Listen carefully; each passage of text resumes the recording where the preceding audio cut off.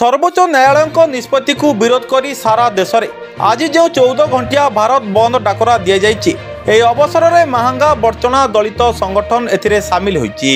एही अंचल दे जाइथिबा जातीय राजपथ रे संगठन पक्षर विक्षोभ प्रदर्शन करा जाय गाड़ी चलाचल बंद करा जाइछि।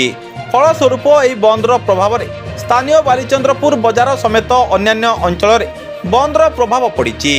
व्यावसायिक अनुष्ठान गुड़िकरे व्यवसाय मांदा रहिबा सहित स्कूल कॉलेज गुड़िकरे छात्र उपस्थान मात्रा ह्रास पाइथिबा लक्ष्य करा जाउछि। संगठनर संयोजक प्रफुल्ल कुमार माझी सरकार तुरंत यह विषय को विचार को नहीं पुनः विचार करने को दाबी करिसेंति। मो ना प्रफुल्ल कुमार माझी मु महांगा एवं बड़चणार अनुसूचित जातिर संयोजक भाव में कार्य करुछि।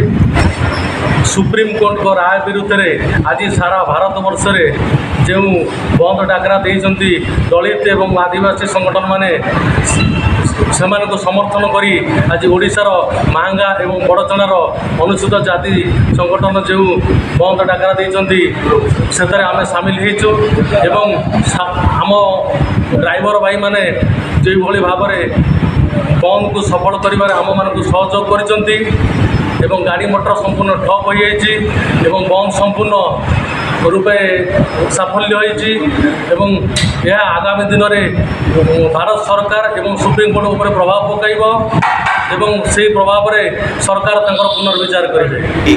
अन्यमानक मध्यरे संजय कुमार सेठी, अशोक बेहेरा, अमूल्य जेना, अशोक जेना, निशिकांत सेठी प्रमुख उपस्थित रही यह बंद को सफल करिबारे सहायता करितले।